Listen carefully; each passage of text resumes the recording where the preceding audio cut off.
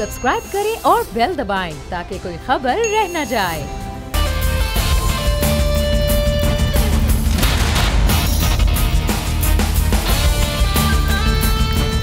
अस्सलामुअलैकुम नाज़रीन, प्रोग्राम में आपको खुशामदीद कहेंगे। मैं हूं आपके साथ सहरिश ज़ुहैब। बहुत से मौज़ूआत हैं जिन पर मैं बात करूंगी आज प्रोग्राम में, लेकिन सबसे ख़ास तौर पर मैं जिस मौजू पर बात करना चाहूँगी कोरोना वायरस के हवाले से ही है, क्योंकि सूरत हाल अब संगीन होती जा रही है और आज भी 105 अमवात हुई हैं। केसेस की तादाद अब 3946 हो चुकी है, जो कि आज के दिन में रिपोर्ट हुए। मजमूई तादाद अगर देखूं तो 1,85,034 केसेस पाकिस्तान में अब तक हो चुके हैं। आज मज़ीद 3 हेल्थ केयर वर्कर्स की मौत हुई और 75 मसीहा भी इस वायरस का शिकार बन चुके हैं। तो इस सारी सूरत हाल में हमने गैलप की रिपोर्ट भी देखी है, जिसमें अब ये कहा जा रहा है कि शहरियों ने अब कुछ सीरियस लेना शुरू किया है पाकिस्तान में इस वायरस को। अगर ये अक्लमंदी कुछ पहले कर ली जाती तो शायद सूरत हाल आज मुख्तलिफ होती।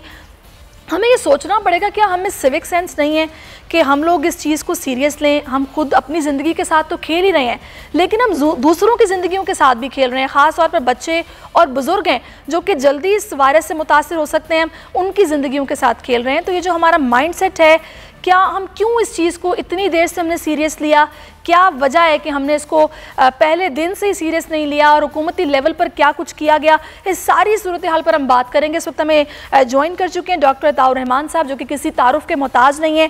डॉक्टर अशरफ निज़ामी साहब भी कुछ देर में हमें ज्वाइन कर लेंगे।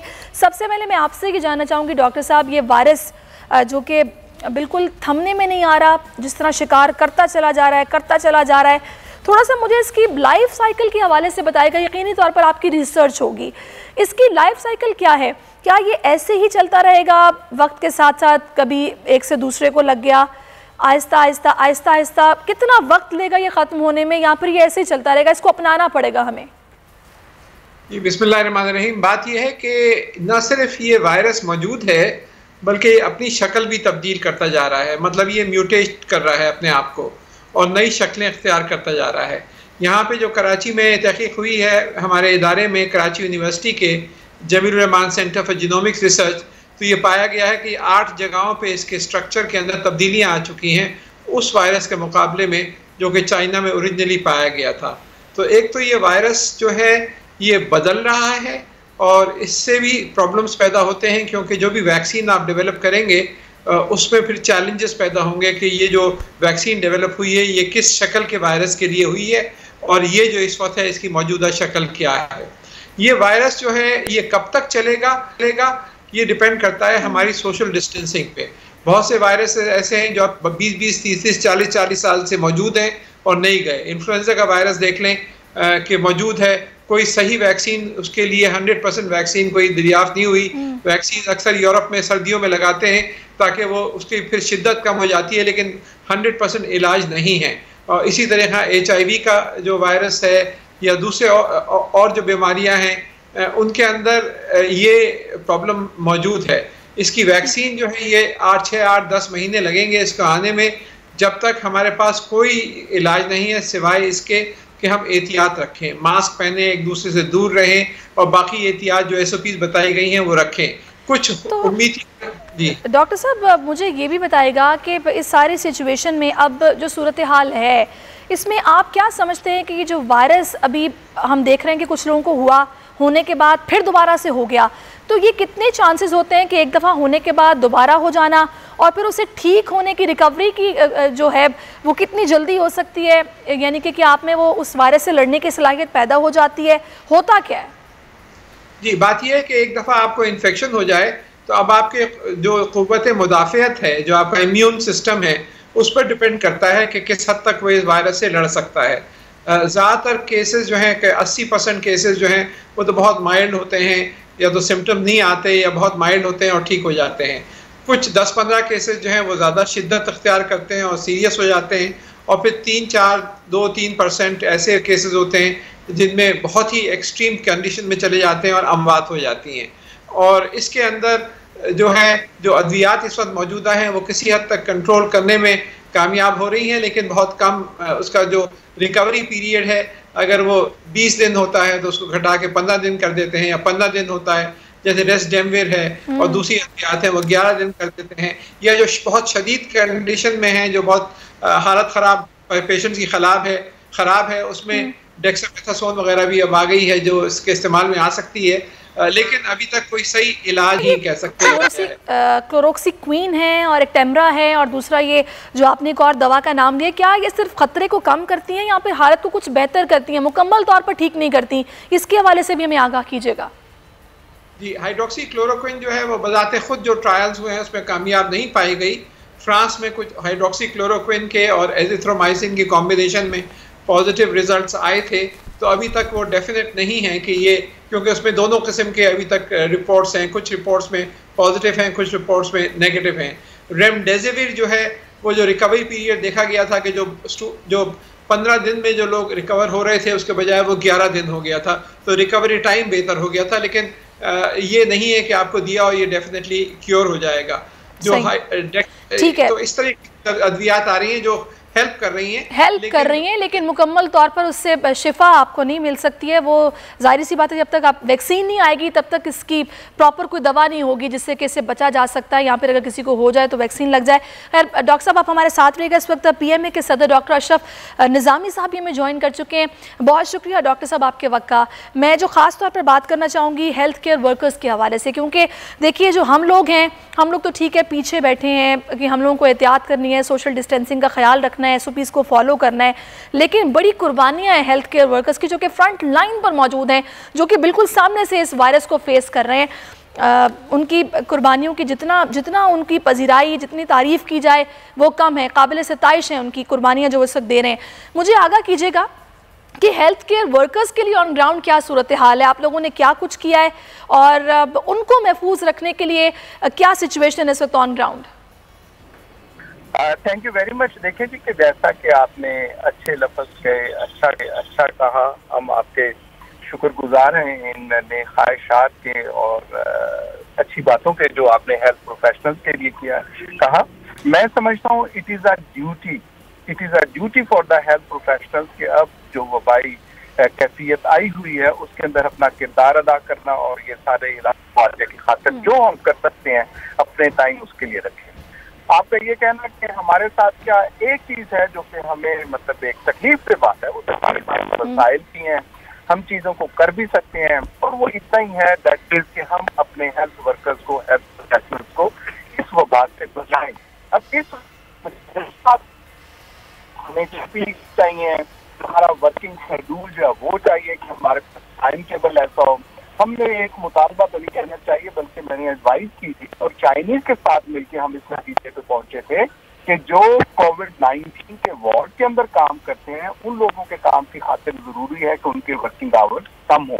द रीजन बीइंग तो वायरस होता है वो चांसेस ज्यादा होते हैं उसके लोग इन्फेक्ट हों, और दूसरा जो इससे बढ़ के बात है कि दैट इज द स्ट्रेस के स्ट्रेसफुल कंडीशन से निकालने की खातिर बेहतर हो कि अगर हम 4 घंटे की, and it was the recommendation by the Chinese. जब हमारी हुकूमत ने चाइनीज कंसल्टेंट्स को यहाँ बुलाया था पाकिस्तान के अंदर, दे विजिटेड इस्लाम, तो उसमें बाकायदा तौर पे I asked myself as Ashraf Nizami, और उन्होंने कहा कि बेहतर जो है working duty hours that should be not more than 4 hours.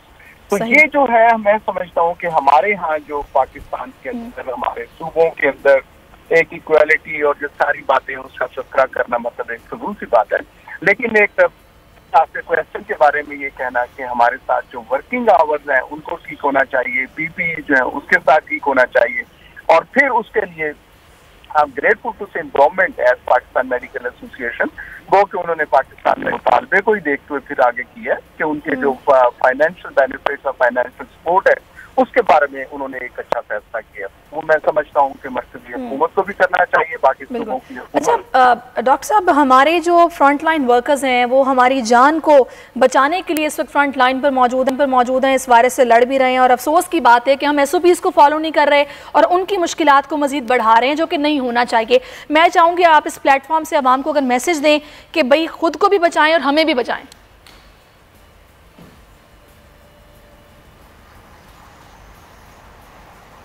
Ji doctor साहब, डॉक्टर अशरफ निज़ामी साहब, मैं उनसे फिर से रब्ता करूंगी। अच्छा डॉक्टर अताउर रहमान साहब, अच्छा, इस सारी सिचुएशन में हमने ये देखा कि इससे पहले एक फैसिलिटी अवेलेबल थी जो कि आवाम के लिए थी कि अगर किसी को कोरोना हो गया या फिर कोई टेस्ट करवाना चाहता है और बहुत मोहतात है, एहतियात कर रहा है, नहीं चाहता किसी क्लिनिक में जाए, नहीं चाहता किसी लेबॉर्ट्री में जाए, तो वो घर पर बुला सकते हैं और अपना टेस्ट करवा सकते हैं। तो लेकिन अभी इस फैसिलिटी को ख़त्म किया गया क्योंकि हेल्थ केयर वर्कर्स जो हैं वो ऑन फील्ड कुछ उनकी तादाद कम हो गई थी। ऑब्वियसली ये 56 के करीब हैं जो कि जाम बहक भी हो गए हैं, कुछ मुतासिर भी हुए हैं, 75 के करीब हैं वो, तो जिसकी वजह से इस फैसिलिटी को फ़िलहाल बंद किया गया है। तो वो लोग जिनको शुबा है या सिम्टम्स फ़ील हो रहे हैं और वो माइल्ड सिम्टम्स फ़ील होने के बाद ही चाहते हैं कि यहीं से इसको पकड़ लिया जाए या रोक लिया जाए, कुछ ऐसा हो कि भी उन्हें अस्पताल ना जाना पड़े और घर में ही वो उसका इलाज कर लें, या ऑक्सीजन सिलेंडर्स घर पर ही उनको अवेलेबल हो जाएं, उनको लगा दिए जाएं, कुछ ऐसा मुमकिन है? ये स्ट्रेटजी भी हो सकती है जिस पर अमल किया जाए? जी बिल्कुल, ये स्ट्रेटजी है इस वक्त, और बहुत सारे ऐसे केसेस हैं मुल्क के अंदर जिनमें माइल्ड सिम्टम्स होते हैं और वो फिर घर ही पे इलाज करते हैं, आइसोलेट हो जाते हैं घर में, सबसे मिलना मिलाना बंद कर देते हैं क्योंकि इसकी दवाई तो कोई है नहीं। आपको खाली बेसिकली जो आपकी क़ुव्वत मुदाफ़ियत है उसी के ऊपर इन्हिसार करना है कि इसको अगर तबीयत ज़्यादा ख़राब हो तो यकीनन हॉस्पिटल में जाना चाहिए, लेकिन अगर तबीयत नहीं ज़्यादा ख़राब, हल्के से सिम्टम्स हैं तो फिर आप घर पे आइसोलेट करके ताकि दूसरे लोगों को आप इन्फेक्ट ना करें, और घर पे फिर ऑक्सीजन सिलेंडर वगैरह रखें कि ऑक्सीजन की ज़रूरत महसूस हो तो ऑक्सीजन मिल सके। ये यकीनन किया जा सकता है, करना चाहिए, और इससे आपके पास हॉस्पिटल्स के ऊपर लोड भी कम होगा। और ज़रूरी नहीं है कि आप हर चीज़ का टेस्ट कराने की कोशिश करें, क्योंकि अगर माइल्ड कंडीशन है आपकी तो फिर आपको ज़्यादा फिक्र ना करनी चाहिए, आपको घर ही पे रह के आइसोलेट कर लेना चाहिए अपने आप को, क्योंकि टेस्ट होने से ये तो नहीं होगा कि आपको दवाइयाँ कोई नई मिलनी शुरू हो जाएंगी, रियायत तो आपके पास है ही नहीं इसके लिए, ट्रीटमेंट के लिए। हाँ, जो सीरियस केसेस हैं या जिसमें शिद्दत ज़्यादा है वहाँ पे ज़रूर डॉक्टर के पास जाके और फिर इलाज कराने की कोशिश करनी चाहिए। वो फिर डॉक्टर तय करेगा कि आपको हॉस्पिटलाइजेशन की ज़रूरत है या आपका घर पे इलाज हो सकता है। ठीक है। अच्छा, मैं अगर डॉक्टर अशरफ निज़ामी साहब मेरे साथ लाइन पर मौजूद हैं तो मैं उनसे ये जानना चाहूँगी। अशरफ साहब, अब ये जो अभी हम लोग बात कर रहे हैं ऑक्सीजन घर पर मुहैया करने के हवाले से, क्या कुछ ऐसी बेसिक एक्सपर्टीज़ जो कि आवाम को घर पर ही मतलब मिल जाएं कि कोई बंदा आए, ऐसा हेल्थ केयर वर्कर जो आके सिलेंडर लगाना ऑक्सीजन का सिखा दे, और वो लोग जिन्हें माइल्ड सिम्टम्स हैं वो वेंट पर जाने से बच जाएंगे, घर में ही उनका इलाज मुमकिन हो पाएगा? कुछ ऐसा सोचा जा सकता है? ऐसा हो रहा है? देखिए, मैं आपके साथ एक चीज शेयर करता हूं कि हमने 3 चीजें एज पाकिस्तान मेडिकल रिकमेंड की, और उसकी खातिर हमने मतलब पंजाब की हद तक जो था इसको इंफ्लुएंस करवाया भी। एक ये था कि होम आइसोलेशन, आपको पता है कि पहले जैसे स्टिग्मेटाइज कर दिया जाता था कि अगर कोविड-19 का पेशेंट कोई पॉजिटिव आ गया, पुलिस आई है, पुलिस ने उठा लिया और मतलब पकड़ लो करके वो सारे सिलसिले थे, उसको हमने यहाँ बंद करवाया और होम आइसोलेशन के कॉन्सेप्ट को इम्प्लीमेंट करवाया। दूसरा जो हमने काम किया that was a telemedicine, कि आप टेली मेडिसिन जो है उसको ऑफिशियली करें, ऑफिशियली फ्री। तो लोग जो बात करना चाहते हैं, it is not only about Covid के अलावा भी और बीमारियां हैं जिसके साथ लोग मतलब कंसर्न है और उनके साथ बातचीत होनी चाहिए। जो तीसरा मैं समझता हूँ एक अहम जो हमने काम किया यहाँ लाहौर के अंदर रहते हुए, और आपके तरफ से मैं शेयर करना चाहूंगा, it was the role of the family physician.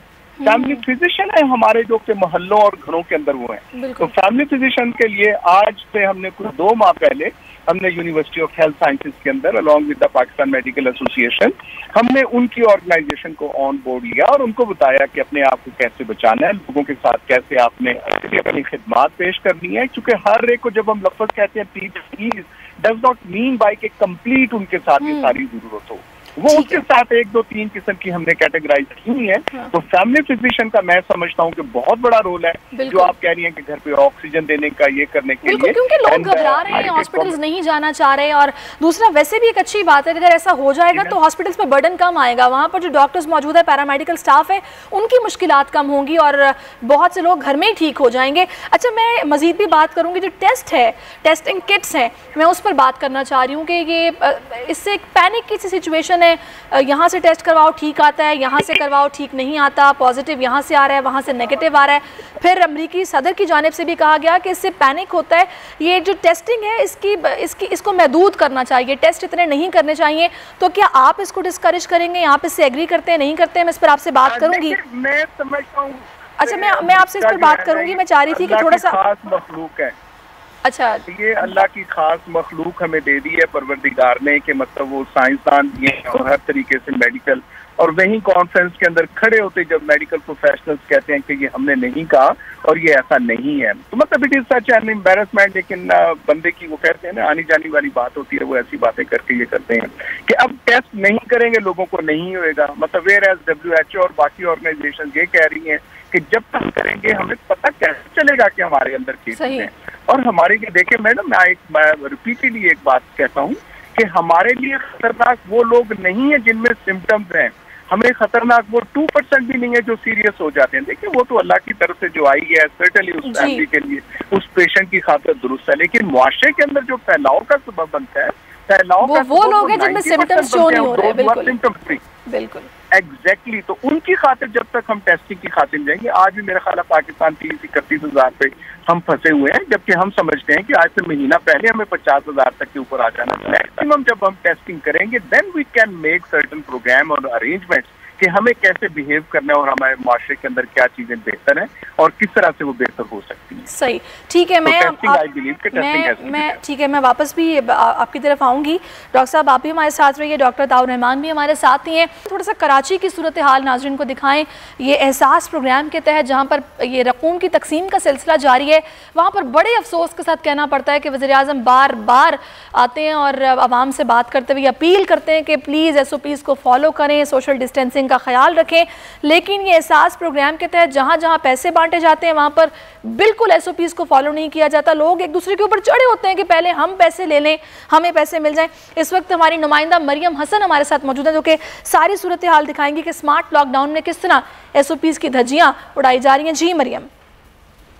जी हाँ, देखिए बिल्कुल इस वक्त मैं ज़िला वस्ती के एक वाहिद एहसास प्रोग्राम सेंटर अब्दुल्ला कॉलेज में मौजूद हूँ और यहाँ पर कैमरामैन रेहान अगर आपको मनाजिर दिखाएं तो यहाँ पर हज़ारों की तादाद में जो है लोग आए हुए हैं एहसास प्रोग्राम के तहत अपने पैसे वसूल करने के लिए। और इस वक्त जो है अगर हम कोरोना की SOPs के हवाले से बात करें तो कोरोना की SOPs को बिल्कुल भी फॉलो नहीं किया जा रहा है। 6 फीट का फासला यहाँ पर बिल्कुल बरकरार नहीं रखा जा सका है और उसके साथ साथ मास्क जो है वो भी नहीं पहने हुए हैं शहरी, जिसके सबब जो है ये खदशा है कि कोरोना वायरस जो है वो तेज़ी से यहाँ पर फैलने का जो है इम्कान है। याद रहे कि ज़िला वस्ती का सिर्फ इकलौता ये एहसास प्रोग्राम सेंटर है। ज़िला वस्ती में औरंगी टाउन, लियाकताबाद, नाज़माबाद और मुल्हिका इलाके जो हैं वो शामिल है और वहाँ पे तमाम लोग जो हैं वो यहीं आ रहे हैं और इन लोगों का यही कहना है कि हम सुबह से यहाँ पर मौजूद हैं। हम देख रहे हैं कि यहाँ पर लोग खड़े हैं और नज़र आ रहा है कि वैसे जिन्होंने मास्क भी नहीं लगाया हुआ और रश भी काफ़ी है। बहुत शुक्रिया, आपने में सूरत हाल दिखाई। अच्छा, मैं एक और मसले की तरफ तवज्जो दिलाना चाहती हूँ।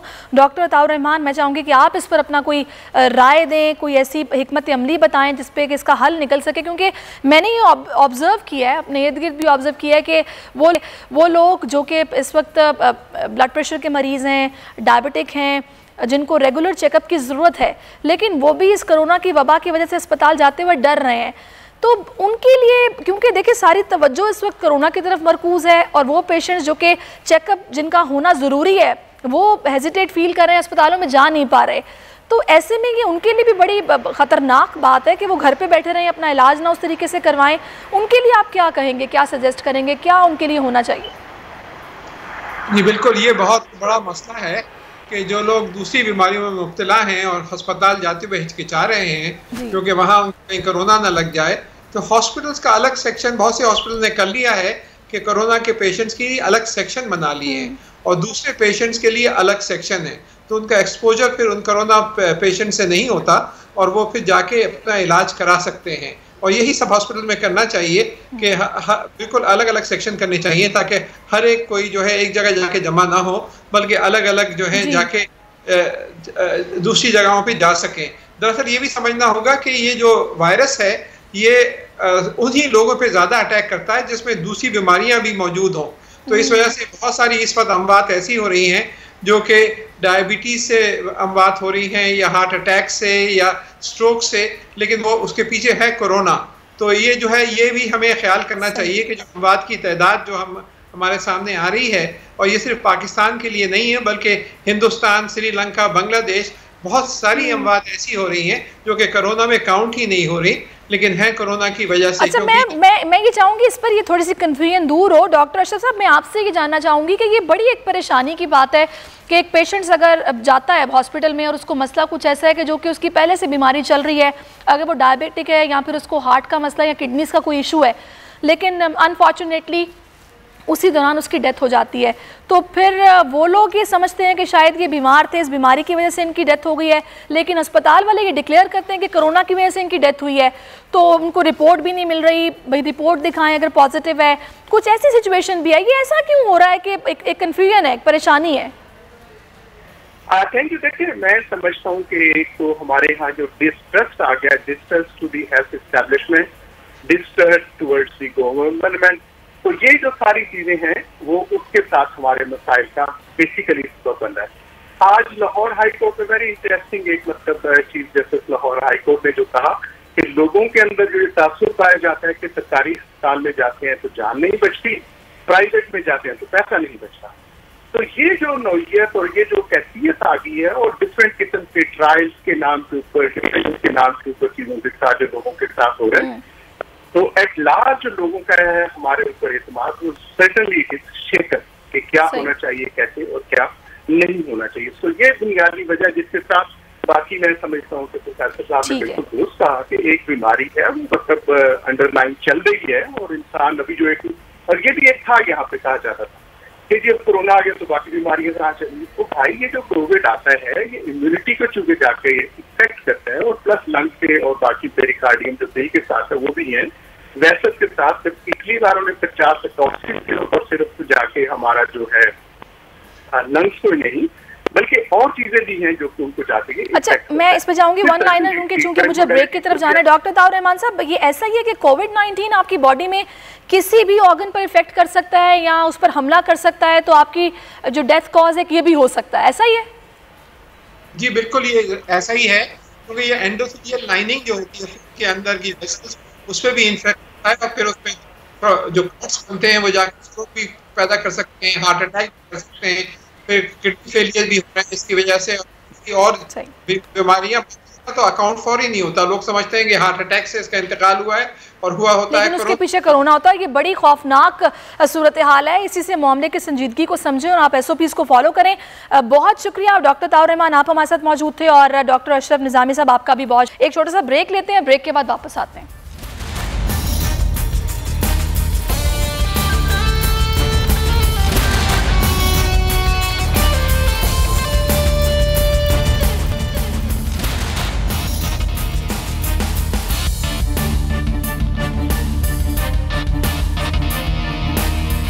वेलकम बैक नाजरीन, और अब कुछ बात करेंगे मुल्क की एक और बड़ी सियासी जमात के सदर की, और इसके साथ साथ मुफाहमत की सियासत के बादशाह भी उन्हें कहा जाता है, आसिफ अली जरदारी, जो कि काफ़ी अरसा तो खामोश रहे हैं लेकिन अब वो फिर से सियासत में सरगर्म हो गए हैं और बड़ा गर्मा गर्म बयान भी उनकी तरफ से दाग दिया गया है।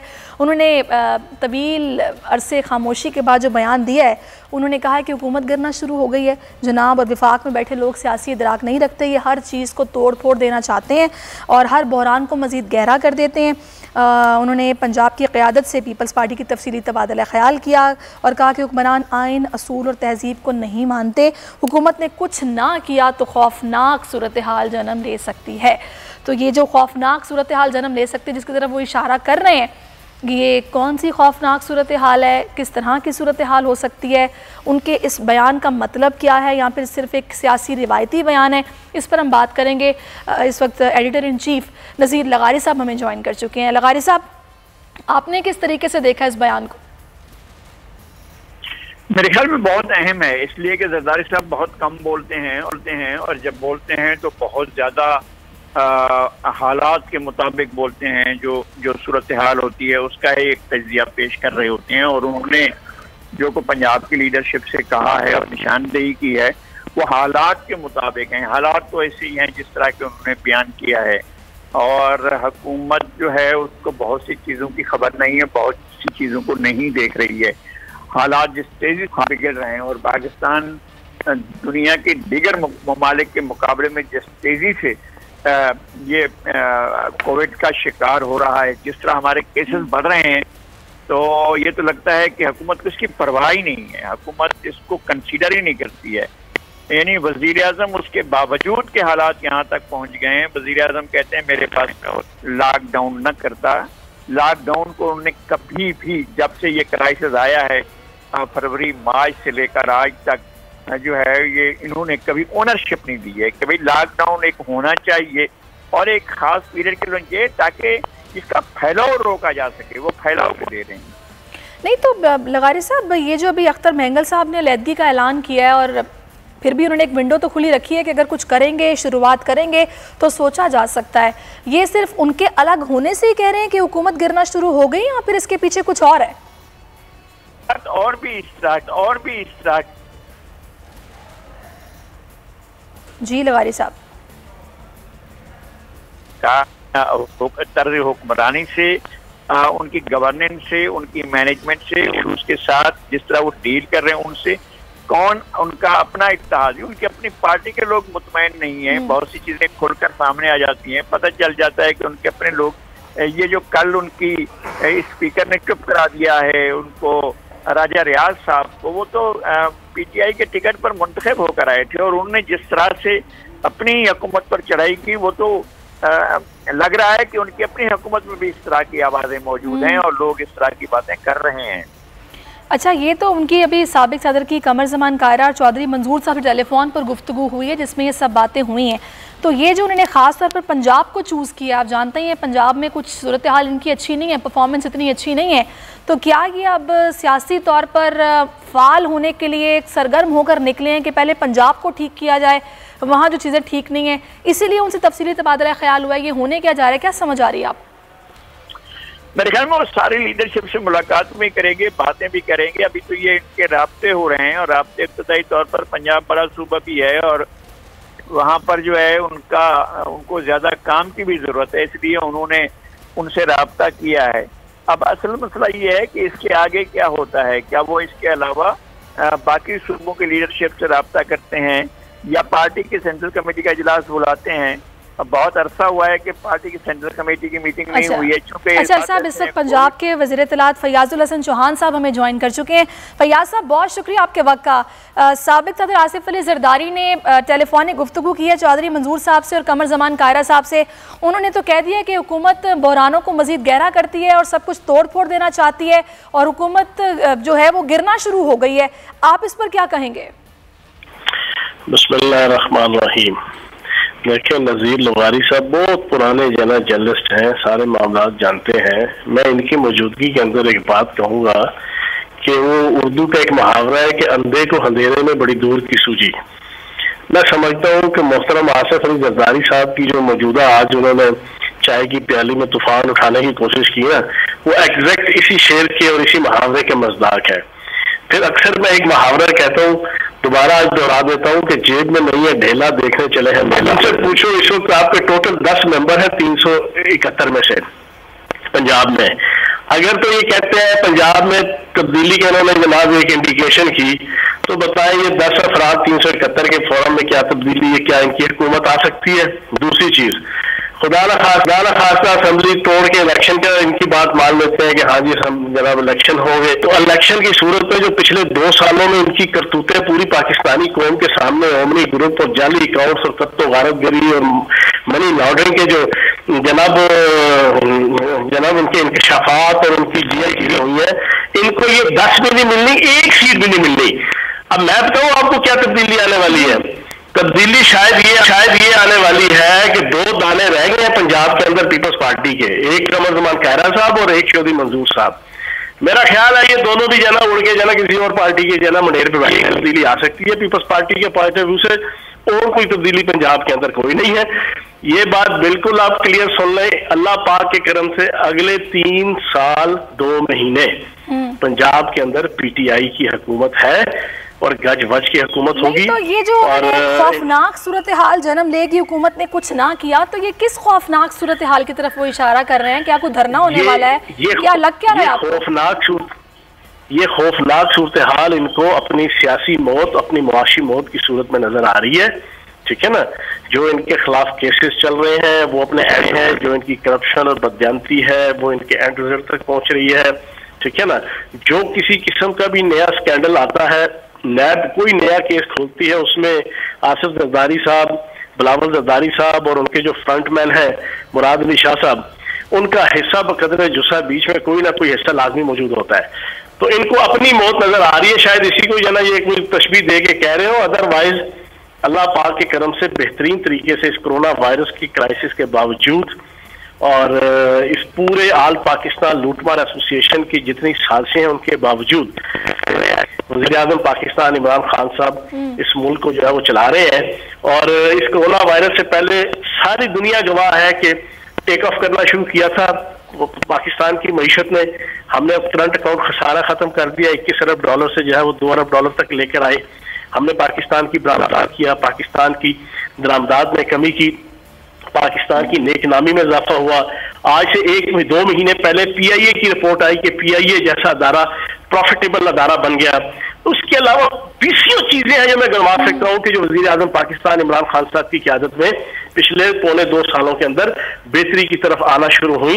बीच में ये कोरोना वायरस का जो हमें सामना करना पड़ा है, ये एक हमें धचका लगा है, लेकिन there is a will there is a way. जहाँ पे नियत हो वहाँ पे सारे मामला। नज़ीर लगारी साहब को भी इन्वॉल्व कर लेते हैं। नज़ीर लगारी साहब, फयाजुल हसन चौहान साहब तो इसको सिर्फ एक सियासी रिवायती बयान की तरह ले रहे हैं और वो कह रहे हैं कि ये तो एक चाय की प्याली में तूफान है। कैसे देख रहे हैं आप? इसलिए है कि फयाजुल हसन चौहान साहब के साथ तो मुझे मोहब्बत है और मैं उनको बहुत खुशगुफ्तार भी समझता हूँ। उनका जो बात करने का अंदाज है वो भी बहुत दिलचस्प होता है और बहुत अच्छा भी होता है, लेकिन वो एक कमजोर जगह पर खड़े होकर एक कमजोर जो नैरेटिव है उसका डिफेंस कर रहे हैं। उनको खुद अंदाजा होना चाहिए। हम तो जब भी हुकूमत जो भी हुकूमत होती है, हम उसके अमाल उस तरह से चीनी के माफिक हुआ है वो तो सबके सामने हुआ है। और ये सारी की सारी एक पूरी तहकीकात हुई और ये भी कहा गया कि हम लोगों के सामने लाएंगे। फिर फ्रांसिक उसकी एक इन्वेस्टिगेशन हुई। फ्रांसिक इन्वेस्टिगेशन में भी वही लोग थे जिन लोगों के नाम पहले आए थे, वही लोग कुछ एक आध मुल्क से बाहर चले गए, बाकी काबीना में बैठे हैं, काबीना ने मंजूरी दी। इस पर भी एक सवाल है, काबीना की सरबराही किनकी थी, सदारत कौन कर रहे थे जिन्होंने ये मंजूरी दी थी कि जनाब यहाँ पर ये जो है सब्सिडी दी जानी चाहिए या जो है उसको एक्सपोर्ट करना चाहिए और मुल्क के अंदर यानी जो है वो 45-50 से जो है जंप करके 85-90 तक चलेगी। तो ये जाहिर है। चलिए मैं चाह रही हूँ चलते चलते सही लगारी साहब, मैं चाहती चलते चलते फयाज साहब आपसे थोड़ा सा मैं तबसरा ले लूँ जो अब्दुल कादिर पटेल साहब ने किया है, उस पर आप क्या कहेंगे? वो तो अब वीडियो निकलवाई जा रही है, कार्रवाई की बातें हो रही हैं। देखें, पहली बात तो यह है कि मैं नज़ीर लगारी साहब के बड़ा अदब के साथ एक चीज कहूंगा कि जो पंजाब के अंदर सब्सिडी दी गई थी दिसंबर के अंदर, ECC के अंदर जनाब आपका फैसला हुआ और ये फैसला पहली दफा नहीं हुआ था, पिछले 6 साल से ये रवायत कायम की हुई थी पीपल्स पार्टी नून लीग ने। अच्छा, वो जब फैसला हो गया तो पंजाब के अंदर दिसंबर में गन्ने के जितने काश्तकार थे पूरे पंजाब से आके फैसला दिया हुआ था कि शुगर मिल के मालकान हमारा गन्ना खरीदने को तैयार नहीं है, हमारी फसल खराब हो गई है और हम जनाब उजड़ गए हैं और हमारा बेड़ा गर्क हो गया है, हमारे घर उजड़ गए हैं। तो खुदा का वास्ता है कि शुगर मिलों के मालकान को कहें कि वो हमारा गन्ना खरीदे। वो ये कह रहे थे शुगर मिल के मालकान कि जनाब हमारे पास पहले से स्टॉक मौजूद है, हम मजीद कहाँ से गन्ना खरीदें। इस कंटेक्स्ट के तहत ये इंसेंटिव पहली दफा नहीं दिया गया पंजाब हुकूमत की तरफ से कि हमने उसको सब्सिडी दी कि आप बाहर उसको एक्सपोर्ट करें और ताकि इनके पास स्टॉक खाली हो और फिर जो काश्तकार है कम से कम उनका मुआशी इस्तेसाल ना हो। और ये दोनों रवायात चाहे वो आपकी एक्सपोर्ट की थी चाहे सब्सिडी की थी, ये 6 साल से चली आ रही थी। बाकी नैब के अंदर केस चला गया है, दूध का दूध पानी का पानी हो गया। ठीक है, सही है। चलें, बहुत शुक्रिया आपका। फयाजुल हसन चौहान साथ मौजूद रहे हैं, नज़ीर लगारी साहब भी हमारे साथ ही। छोटा सा ब्रेक लेते हैं, ब्रेक के बाद वापस आते हैं, आप हमारे साथ रहिए।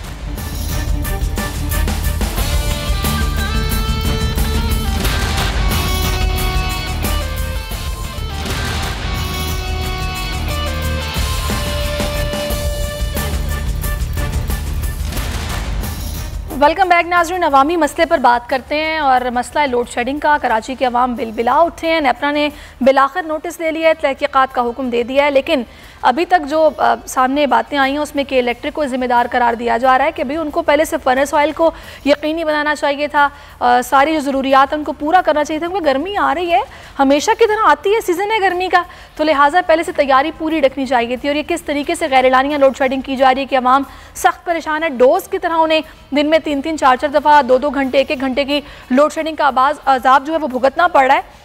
इसी पर हम बात करेंगे। तर्जुमान SSGC शहबाज असलम साहब हमें ज्वाइन कर चुके हैं, और लेकिन मैं चाहूँगी कि उनसे बात करने से पहले मैं थोड़ी सी आपको अवाम की मुश्किलात दिखाऊं कि वो किस तरीके से इस गर्मी में, सख्त गर्मी जो कि नाम पूछ रही है कि भाई बाहर निकले हो, किधर निकले हो, तो उसमें इस लोड शेडिंग का अजाब भी भुगतना पड़ रहा है। हमारी नुमाइंदा नादरा मुश्ताक इस वक्त हमारे साथ मौजूद है, जो कि हमें बताएंगी कि किस किस इलाके में कितनी लोड शेडिंग हो रही है और अवाम कितने परेशान है। जी नादरा। जी, एक तरफ तो लॉकडाउन की सूरत हाल है जिसकी वजह से शहरी बहुत ज़्यादा परेशान है, दूसरी जानिब के इलेक्ट्रिक ने कराची वालों को बहुत तंग करके रखा हुआ है, जिसकी वजह से रातों की नींदें हराम हो चुकी हैं, लोग अपने कारोबार पे जा नहीं सकते हैं, जो थोड़ा बहुत कारोबार कर सकते हैं वो भी उनके लिए बहुत ज़्यादा मुश्किलात का सबब बन रहा है।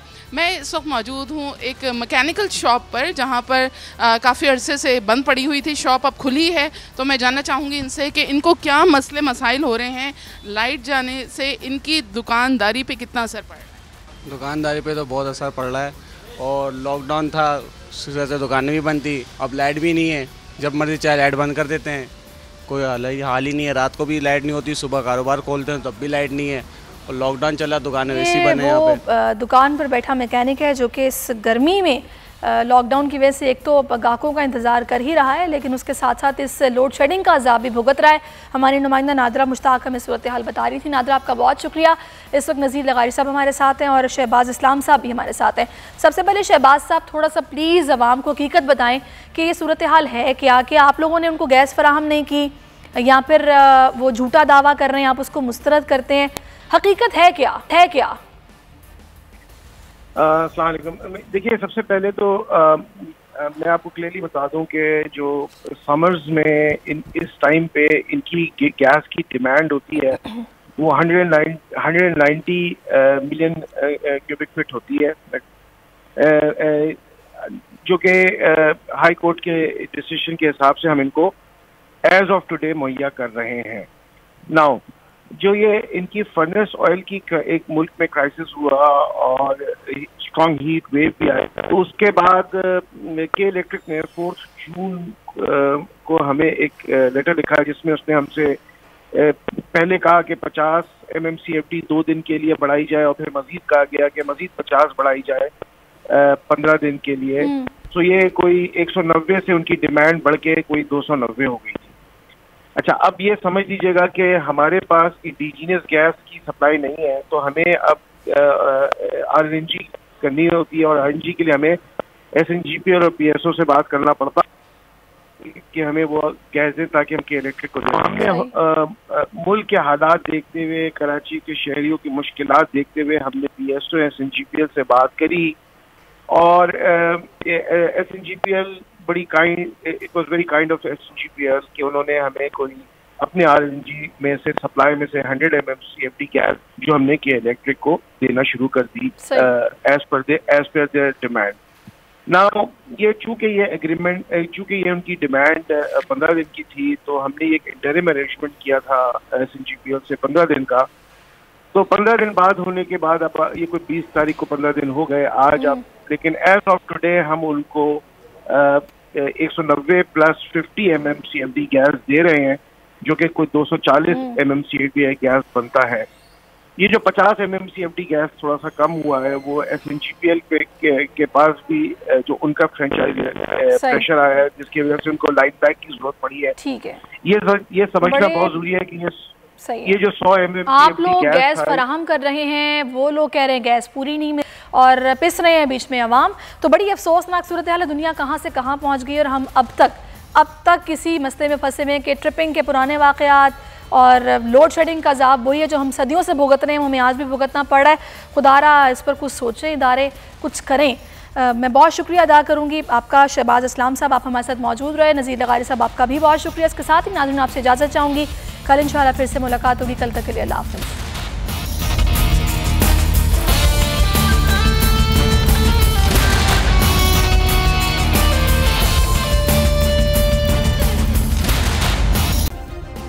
सब्सक्राइब करें और बेल दबाएं ताकि कोई खबर रह न जाए।